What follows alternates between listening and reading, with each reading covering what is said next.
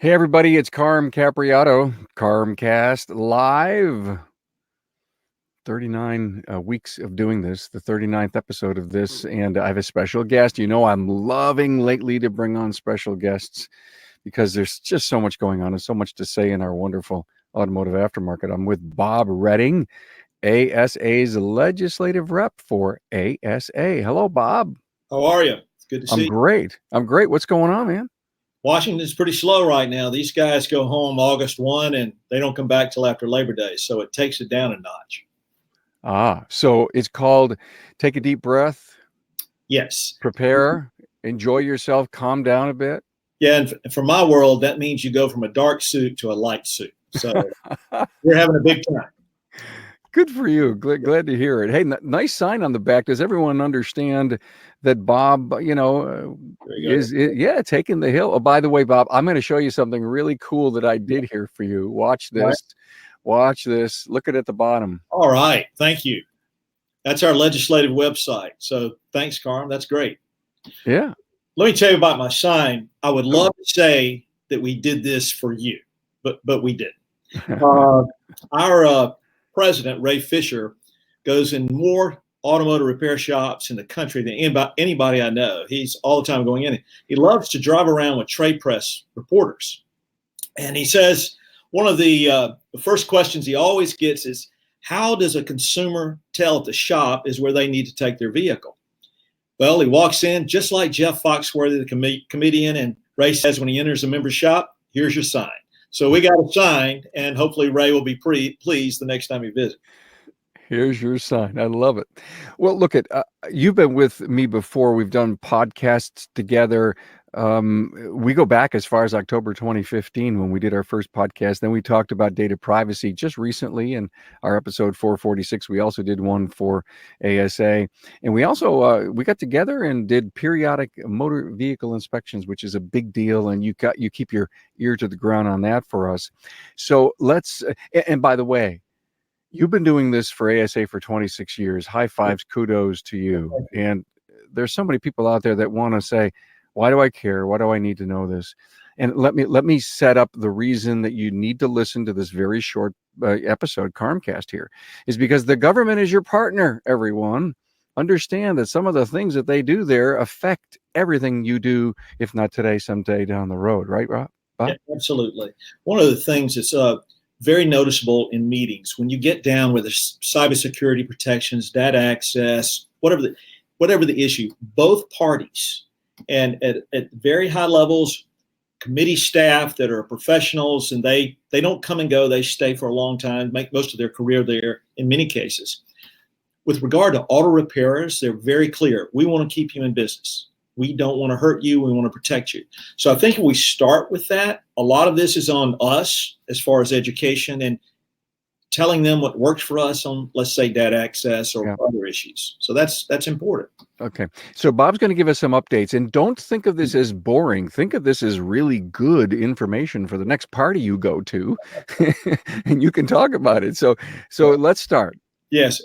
And I'll tell you, Carm, it can be fun at cocktail parties bringing up acronyms that nobody's ever heard of, and then you will seem like you know a lot more. And it's or bill numbers, HR 2121. And I had a guy on a repair on a conference call one time, one of our leaders years ago, who used to just throw out bill numbers to kind of shake people up. They didn't really mean anything, but he had a lot of fun with it. Well, I think what's important for this discussion today, it's not so much what's in the public eye, like fiscal year 2020 transportation funding or the highway bill. I'm going to talk about those just a little bit. It's what's lying underneath. So let's first take a look at what's moving. We have, the government is funded every October 1 to September 30th. So we're right now wrapping up fiscal year 2020 transportation approach. It's passed the House.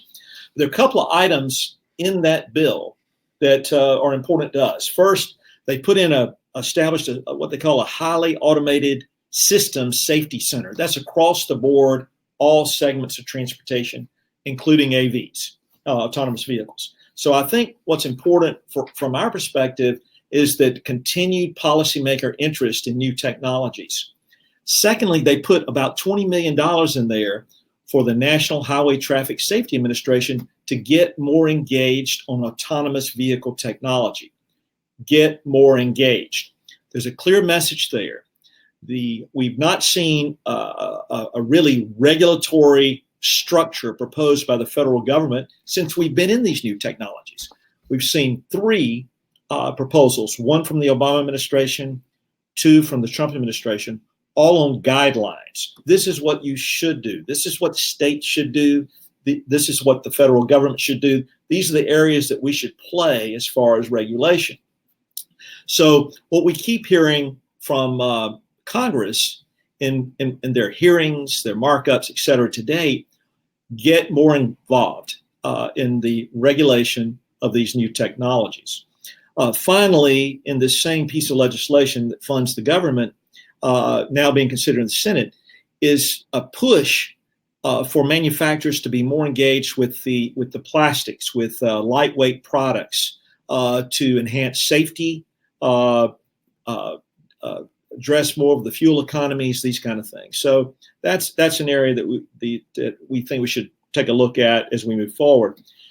Finally, on bills now in play, is the Senate Environment and Public Works Committee has passed their highway bill.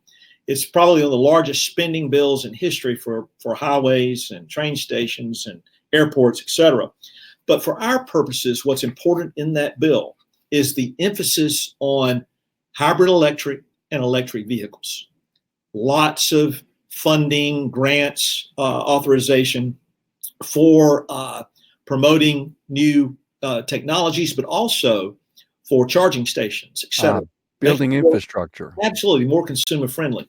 Finally, in that bill is establishment of a working group to flip the federal fleet, which that's a lot of vehicles. Wow. The federal fleet to hybrid electric and electric. So that's very important.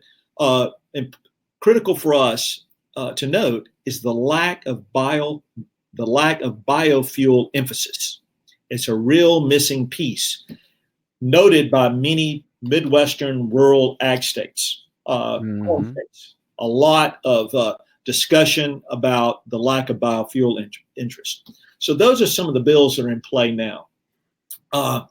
Lying underneath the surface, from our perspective, autonomous vehicle legislation, privacy legislation, data access legislation. Lots of talk about it, what's going to happen with it.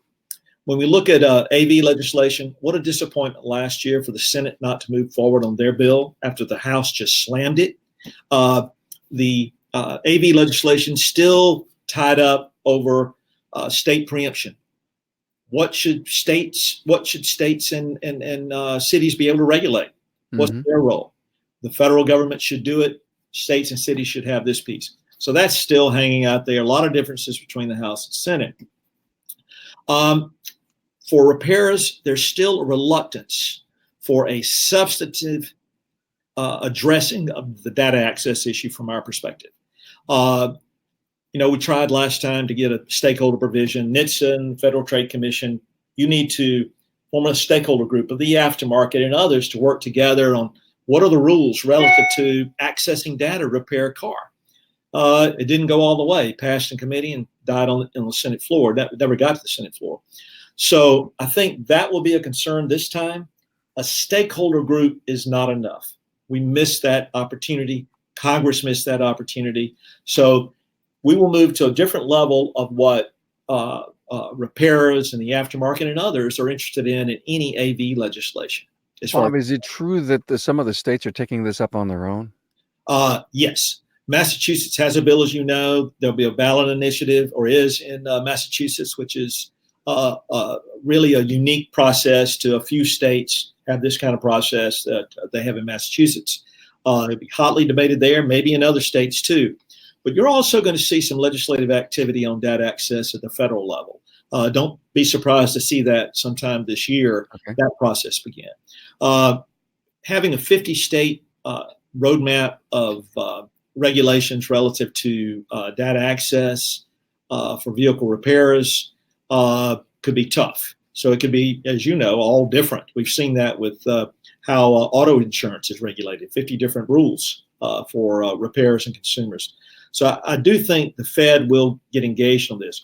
If you look at what could move in this Congress, AV legislation, privacy legislation, or data access, not knowing whether or not it'll go all the way, it is highly unlikely for this issue not to be debated full blown during the 116th Congress.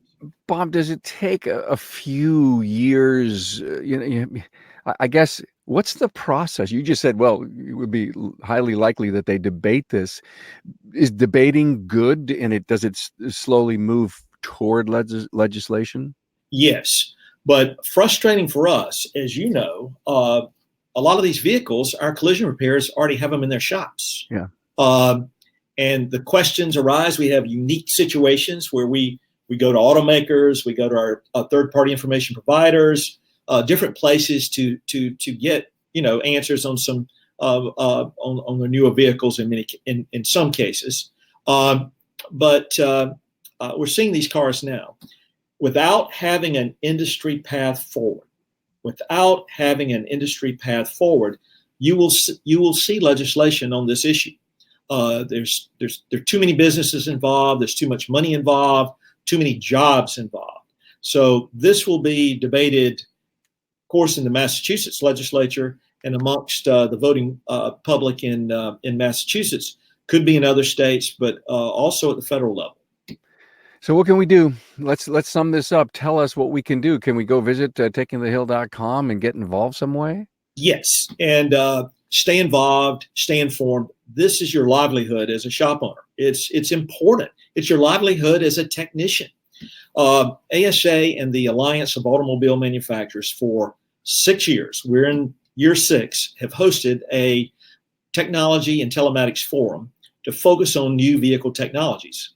Our next one coming up is in September 12th in Troy, Michigan, where we'll focus on data access and cybersecurity. We've got some major players of this. Oh, yeah.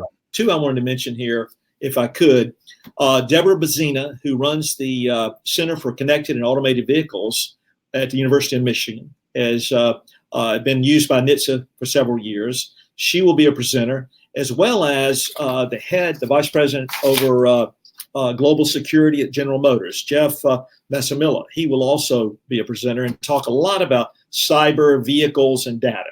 So those kind of initiatives, we need shops engaged, informed, and when we get to a point where we have to make a decision about supporting a bill, supporting changes in a bill, moving forward, and we communicate with our members into the shop community, we need them to know what's going on, and we're giving them every single opportunity to do it, whether it's through your show, webinars, or these forums. Yep. Thank you so much. I'm going to that technology and telematics. I am looking forward to it. The 2 speakers you mentioned, I just can't wait to hear them. So I'm excited about that. So if someone wanted to go to the technology and telematics forum, do they visit asashop.org? Absolutely. It's on the home page. They click on the link and they're there. So here's the beauty of it is it's not too late. We had Ray on, I think, about a month ago to talk about this. It's not too late to go. It's a one-day thing. And here's how I look at it. Okay, I'm in Texas. God, I got to fly to Detroit. I got to stay overnight. There's some costs there. Fine. But when I think about the metropolitan Detroit area and the size of it, I live in Buffalo. I'm only 5-hour drive away.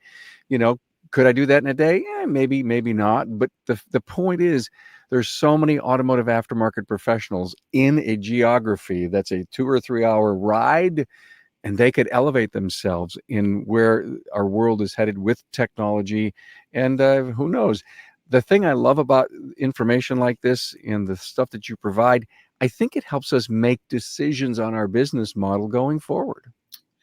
Absolutely. I think that having information, you make decisions, you gather the information, as you know, you go home, you think about it, you talk about it with your partner or your staff, and then you move forward. But they do need to know this. These are important issues. This is a bigger, broader issue than service information we had several years ago. Hey, we went a little long, but that's okay because I learned a lot. I thought you brought great things to the table. Bob Redding, ASA's legislative rep, thank you so much for keeping your eye, your ear, your nose to the grind in Washington for us. Thank you, and enjoy the rest of your summer. Thanks, man. Bye.